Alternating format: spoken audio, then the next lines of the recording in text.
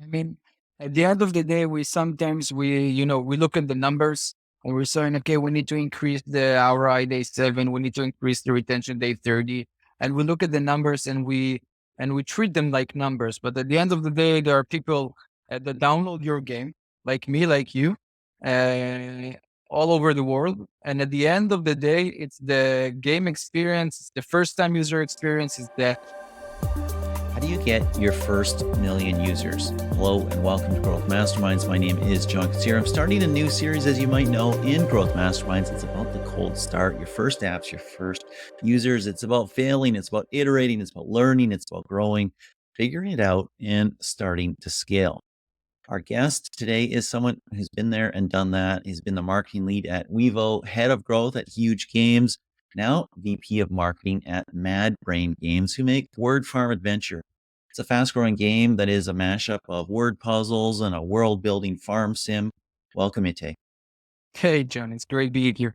How are you? Super good to have you. And you know what? Super good that you're rolling with it. You thought this was the prep session. It's the actual full on video recording. You're rolling with it. Awesome. You're not shy. Tell us Yeah. about your current game.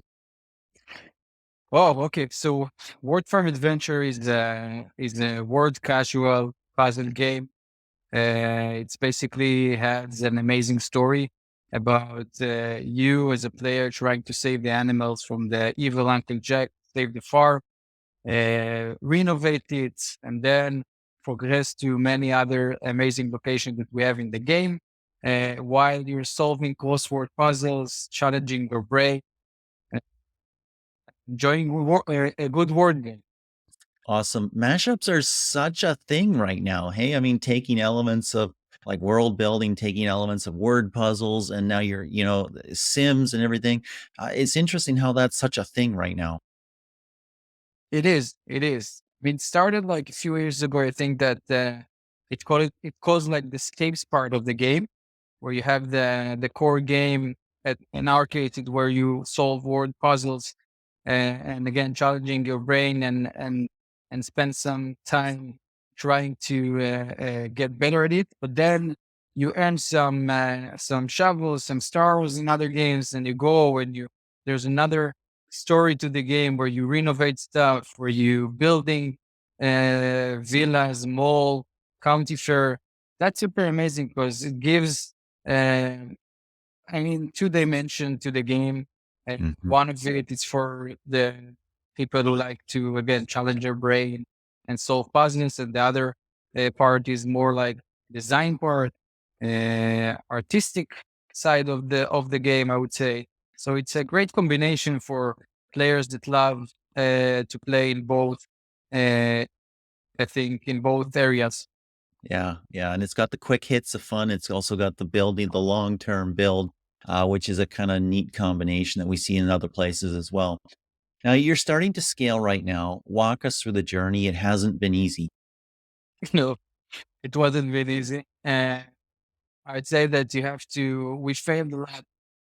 So basically, Braingames is a company. We exist for, it's a gaming startup that exists for I think 3 years now. And we have several games in our portfolio. Wartime Adventure is our main title. We've been struggling the first 2 years with the game. And when I'm saying struggling, I mean uh, it took us some time to understand how to monetize better. If I'm talking about business metrics, how to retain our players longer in the game.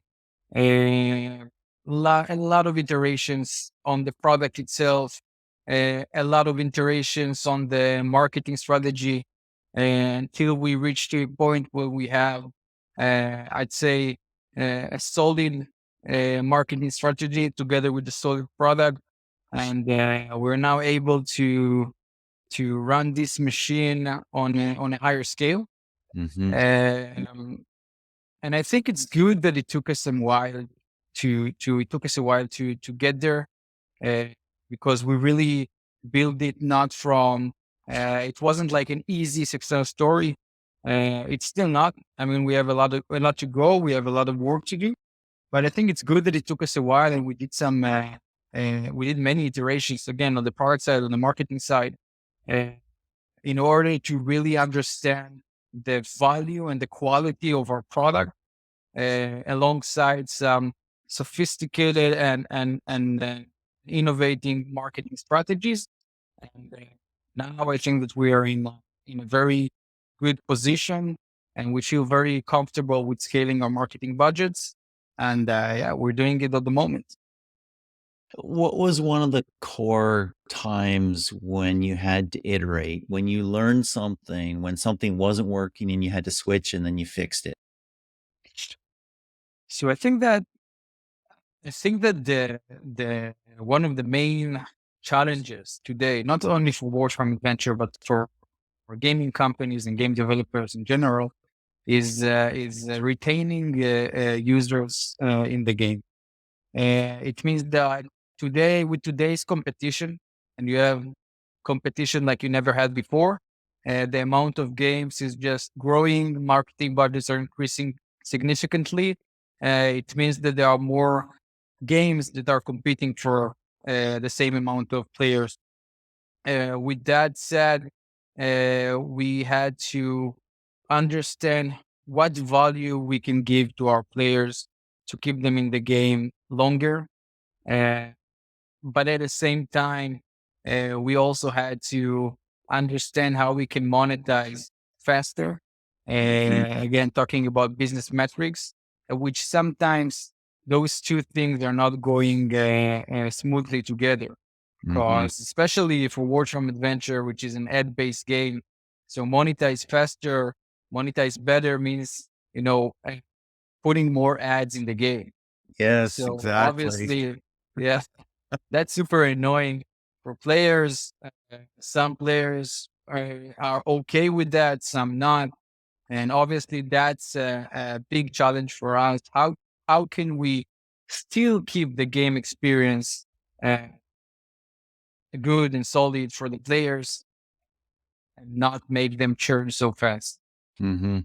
That's, yeah, a hard rock, immovable force, right? You need to retain, you need it to be a great experience, need it to be fun, you need to make some money because otherwise you can't build it, do it, all that stuff. And so finding a way to make that work. I found it super interesting that you said that it was good that it was hard because you learned the real value. It's funny because just my last interview hasn't even published yet. By the time this comes out, it'll have come out. My last interview was with Hannah Parvaz. She's a UA consultant. She's been everywhere, helps hundreds of apps all over the place. And the first thing that she says is understand your users, understand what they want, understand your customers, what they need, what value you're providing, what you're doing. And that's the core of growth that can last. And it feels squishy. It feels, I don't know, consultant speak or something like that, but it's real. I mean, that is actually what you're doing. You're providing an experience, and if it's not the one that somebody's looking for, they're not gonna stick around. It's so true. I mean, at the end of the day, we look at the numbers and we're saying, okay, we need to increase the ROI day 7, we need to increase the retention day 30, and we look at the numbers and we treat them like numbers. But at the end of the day, there are people that download your game, like me, like you, uh, all over the world. And at the end of the day, it's the game experience, it's the first time user experience, is it's then the longer retention user experience that needs to be uh, appealing enough, fun, challenging at the same time for the player. And Mhm, once I mean, on our side, at least, I mean, I think every game studio do the same, but it's super important that you play your own game every day and try to be the less biased you can and understand the pain points and tackle them uh, without any, I call it like game developers ego. I mean, put that aside, really try to understand that sometimes you're doing things wrong and you need to fix them fast. And we also super close and paying attention to our players at the end of the day, are support teams working around the clock and trying to understand what our the main issue at the moment, because you're releasing new features, new versions. Things can go wrong. The features that you work on may not be at the end of the day what you planned when you draw them on the board. So Mhm. you need to be on top of things. Like, listen to your users, your players, play the game yourself. I think that is something that once you understand that uh, you can be your own. How can I say it? You can be your own gatekeeper. I don't know how to say it exactly, but you can prevent things from happening before they happen. I want to underline that piece of advice that you just gave. Play your own game. Play your own game. Play your own game. Feel it as somebody out there who downloads it feels it, right? Oh, this is annoying. Oh, why did they do that? Oh, why is this here? That's so important. And I think that there's a good chunk of people who don't play their own games. And I got to say that playing mobile games, which is, fun, is also the best way to learn about mobile games and what's good about them and what's bad about them. And that's going to give you a lot of insight about growth. I want to ask, you are starting to scale now, but you've had to iterate and learn and retrench and figure out and all that stuff. Did you ever have some doubts along the way? Did you think, are we going to get this? Are we going to solve this? Are we going to figure this out? Is this going to start rolling downhill? Every day. Every day is an expression, yeah. But at the end of the day, especially startup and gaming startup, it's a roller coaster.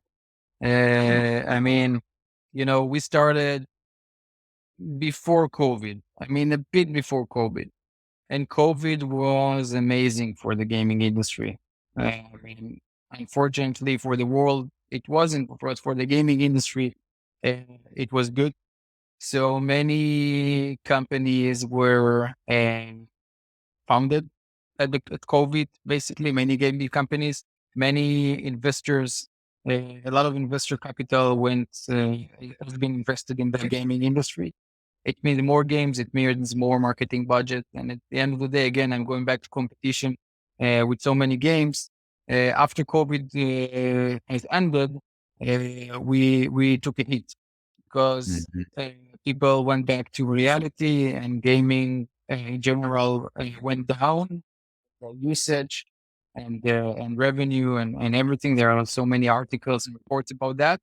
And so obviously for a gaming startup that has been experiencing the good COVID time and then the post COVID time, bad time, it's a roller coaster. We Mhm. had times where we thought that we're gonna break all records in one day, and we had times when we thought, okay, maybe that's not the right way. Uh, but that exactly those are the points where you need again to invent yourself, iterate, and it sounds like a cliche, but never give up in a way that if you believe in the game, and at the end of the day, we do believe in the game. So you need to keep on going, iterate things, and get some successes. Love it.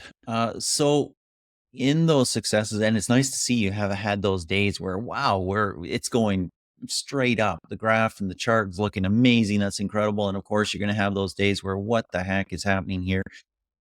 If you look at the journey, uh, starting a new game in this insane competitive environment, super challenging. What's the hardest part of the cold start? Is it getting your first few hundred users? What is it? It's so there's sometimes it's individual for the game type that you want to launch. And I think that, okay, so as a game developer, again, we have 4 games. One of them is World Farm Adventure, which we have talked about, but we have 3 more that we developed and still developing in house. And also when I was at Huuuge Games, the head of growth, the department basically was responsible to launch new game. So I'm quite familiar with the challenges of launching new games, and I'd say that what's what is the I think that the biggest challenge at the end of the day is seeing your idea that you think is going to be like the best in the market because you did the market research and you have the best design team and the art is amazing and the product. I mean, what can go wrong? Crashes when you launch the game at the end of the day. And that's okay. Leave that aside. The fact that you said about that, it's also the amount of time, resources that you invested in developing a game that you see like in one moment that you, I mean, it's not one moment. It's tech launch and soft launch. It take a few months, but if it doesn't go up, so a lot of investment went into the trash. And the biggest challenge for us is obviously, again, you design the game, you build the product, you launch it in marketing, and then you understand that you have a lot of iterations to do. It's not it's not magic. I mean, it's the I think that I don't know exactly like I don't know a game that just launched and everything went smoothly and was okay. Flappy Bird. So yeah, it's not. It's a long way. There's a long way to go. And there's a lot of changes to do.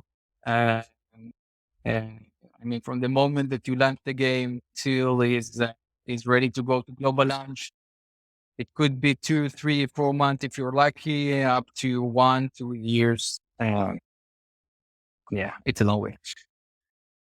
Growth today is different than it was even 2 years ago. Device identifiers, IDFA is scarce, GID is probably going away. It's going away according to what Google has said. There may be some changes on that. We'll see how that goes, but it's going to be different. What's working for you in the new environment? I mean, things have changed. That's right. Uh, the deprecation of IDFA was a big thing, still a big thing. It doesn't mean that we're not advertising on iOS. Okay, and that's important to say. Obviously, the rules of the game has changed. It's much more difficult, I would say, to reach your exactly target audience. There are still some ad networks that offer different solutions for advertising on iOS devices. If you're talking about scan uh, specifically, so it's still, I would say, it's still a big challenge. We are doing scan, we are advertising on iOS uh, because at the end of the day, what we're always saying internally is that, I mean, okay, basically Apple has removed the use of the affiliate, but it doesn't mean that I don't iPhone. All the people in the world that have iPhone still have iPhone. We still need to find a way to reach them. So I'd say that the rules of the game has changed, but it doesn't necessarily mean that we're not. I mean, another advertisers that I know as well specifically are doing very well on iOS.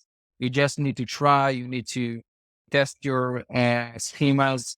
You need to follow best practices, test, test, test. And at the end of the day, I believe we still have, by the way, as for us, it's still not going so smoothly, but we know that it's a market that we must advertise to. So we're still trying and testing. If Android would do the same, that would be difficult. I think that would be difficult because, you still have your safe spot on Android devices. You know how to target. And also for us, again, as an ad revenue based game, obviously, the mediation part, the ad monetization part is our bread and butter. So when you're buying users that you don't have your IDFA for them, also advertisers that advertise in your game, uh, I mean, you're not able to maximize your eCPM for those users at the end of the day because no one knows who they are. Issues, but I think that at the end of the day, if you want and you can and you have the resources to test iOS, you'll be there. Hopefully, those two challenges balance out somewhat. You can't exactly target anymore.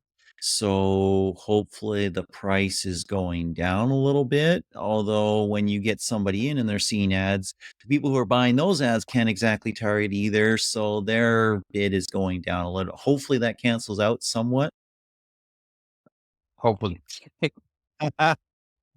Hope is not a strategy, but Hopefully. Well, testing well, review. Oh, man. Okay, let's end here. How does the growth job evolve as your game matures? You've iterated, you've learned, you've got a core of users. You know what works, you know the value you provide, and you know how to move forward. Doesn't mean the challenges will end. They will continue. The roller coaster will continue. But does the job evolve a little bit? yeah, I mean, now it's basically we're just getting started, right? Because we've been through a lot. Now the product is good. So all the pressure is on the marketing team, my team. And now the story is about scaling. Yeah. That's true. That's basically our challenge. Because think about that again, as an ad-based game, for example, CPIs, cost per install is so important for us. We really need to keep it on. I know that everyone are saying, okay, but look at ROI. What do you care about CPI? That's not true. We need those lower CPIs in order to recoup faster to get our payback. I mean, you don't have to agree to pay super high CPIs. If you insist, if you are building the right strategies, you're also able to reduce significantly your cost per installs. And I think that everyone are saying, and that's true, that the CPI, I mean, if I can invest in the CPI index over the years, buying a user, a player in 2011, 2012, less than $1, a paying user, okay, in the US. Obviously, today the numbers are so higher than that. So I think that still, yes, the increase in competition, increase in marketing budgets, at the end of the day, that's the main reason for CPIs to go up. But with the right creative strategy, with putting a lot of attention on CPIs, you are able to keep them low. And I'm talking a lot about CPIs because you asked about now what to do, like what's the growth mindset at the moment. So the growth mindset at the moment is to scale. But when you're scaling budget significantly, 10 times, 20 times, 30 times what you're spending right now, obviously you expect CPIs to go up. That's our main challenge at the moment. So we're working really, really hard on creatives. And right now we just uh, signed on a new partnership with a new, very innovative company that basically create marketing creatives, especially specifically for gaming, using AI only. Uh, what we so far did with the internal video editors that we still love them and they still work for us and do an amazing job. But now with that AI company, which I'm not sure if I can tell the name, but I think they're still under the radar. We're able to get 1, 2, 3 concepts per day, which so far we had like, I mean, I think it multiply the number of creative that we're doing in a week by 5 or 6, something like that. So that's a good way how to deal with CPIs, working on the creative, different length, different concepts. And that's our challenge at the moment. Growing the game is growing the game in marketing budgets, growing marketing budgets. It's CPIs going up, performance going down. That's not the case. We're trying to keep it very, very low. That's what we're doing. Is there any organic component to your growth, or are you focusing entirely on paid? And maybe are there verticals that work better with organic? Well, John, that's a good question because it seems like something that we just discussed about. So, for my time at Huge Games, it was I think almost 3 years ago. We had a very solid and benchmark for what is a pay factor organic. I would say like how much of your daily installs coming from organic. And we had, I think, the benchmark in the industry, it's around 30% Mhm. for the benchmark. Yeah, obviously there are games with much more, and there are games with less. And now with Google Play saying that the store is going to be much more personalized to the specific, to the individual, and not every keyword activate the same games, and so on and so on. We see the opposite. We see that the organic factor is declining um, for us at the moment, and that's not so good because at the end of the day, you want to enjoy this organic traffic. But if you look at it on a different perspective and say, okay, I made it with a very, very low percentage of my installs coming from organic traffic, it means that once I'll be able to increase that, I'm probably going to do much better than what I'm doing today. Yeah. So we'll be very glad if our organic factor will go up than what we have now, but still we are doing well without it. So once it will uh, be added, we'll be in a very good place. I think that's a really smart way to look at it. And I think that organic is interesting. You can get it when you're super established and you have a brand and people know you because that snowball starts to roll. As a small company, there's an opportunity maybe in a niche where you have a super passionate, core group that spread and everything like that. But sort of in between those extremes, it's really challenging. And that should grow over time. And honestly, organic won't save you if you don't understand your game mechanic and you don't understand your LTV and you don't understand your monetization and your retention, all that stuff. In any case, this has been a ton of fun. I've really enjoyed having the conversation. Anything else that you want to share that you've learned, maybe recently, that would be helpful for others who are growing to their first million users?